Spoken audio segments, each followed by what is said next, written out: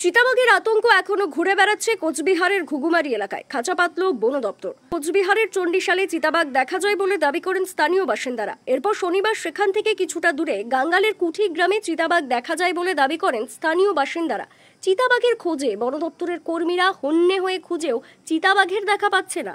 চিতাবাঘ উদ্ধারের জন্য বন দপ্তরের পক্ষ থেকে বসানো হয়েছে খাঁচা। এদিন স্থানীয় বাসিন্দারা জানান, হঠাৎ করে সকালে একটা আওয়াজ শুনতে পাই। এরপর কিছুক্ষণ ধরে সে আওয়াজ পাওয়া শব্দ শুনে বাড়ির আরো লোককে জানাই। এরপর দেখতে পারি চিতাবাঘটি লাফ দিয়ে পালিয়ে গেল। সেই মুহূর্তে আমরা বাঘের লেজ দেখতে পারি। তবে চিতাবাঘটি যে দিক দিয়ে হাঁটাচলা করেছে তার পায়ের ছাপ লক্ষ্য করা গেছে। বন দপ্তরের কর্মীরা এসেও সকালে তা দেখে গেছে। এখন চিতাবাঘটিকে উদ্ধার করার জন্য খাঁচা পাতা হয়েছে। গতকাল একটি ছবি প্রকাশ পেয়েছে, সেখানে দেখা যাচ্ছে ছায়ার মধ্যে চিতাবাঘের মতো একটি প্রাণী বসে আছে। আবার অনেকে বলছে বাঘের গর্জন শুনতে পেয়েছেন। সব মিলিয়ে এখন চিতাবাঘের আতঙ্ক তৈরি হয়েছে কোচবিহারের কয়েকটি গ্রামে। স্থানীয় বাসিন্দারা কি বলছেন শোনাবো আপনাদের।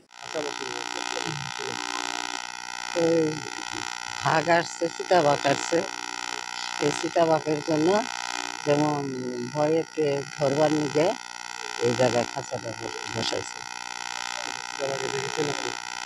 চিতাবাঘ দেখি নাই, আমি দেখি নাই। আমার পাশের লোকে তারা দেখছে, পাশের বাড়ির লোকে তারা গুঙ্গানি শুনছে, দেখছে।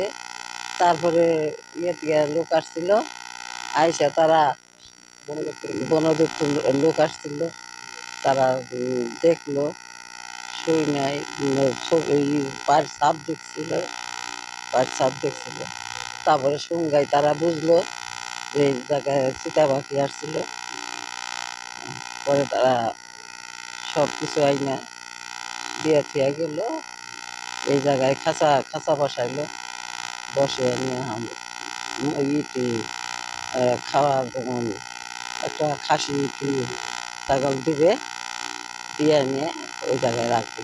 সকালবেলা কখন হয়েছিল? সাতটার সাতটার দিকে। সাতটার দিকে তারপরে তার সকালবেলার পরে কি আরো এরকম কোনো গুঙ্গানির আওয়াজ পাওয়া যায় নাই কে? সব মানুষজন দুইটা কিলো গা, প্রধান পঞ্চায়েত সব পাটের লোক দুইটা কিলো গা। সকালে তো সকালের পর থেকে আর এসে হয়নি। না, কতটা আতঙ্কে রয়েছে? আতঙ্ক ভয়েতে বেশি। পোলাখানা নাতি নাতি আছে, পোলাইখান আছে, সবাই আছে, বইতে থাকতে। আমার নাম আমার নাম উষারানী। এখানে এইভাবে এই জীবন।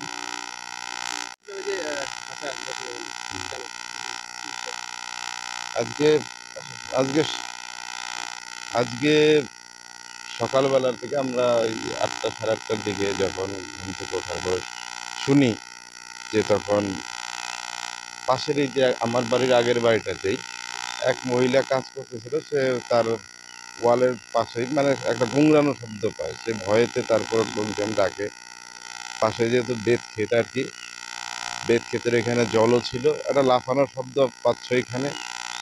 তারপর আমরা সবাই আতঙ্কিত, যেহেতু গত পরশু আর কি চণ্ডীশালে আমরা শুনেছি যে বাঘ বেরিয়েছে।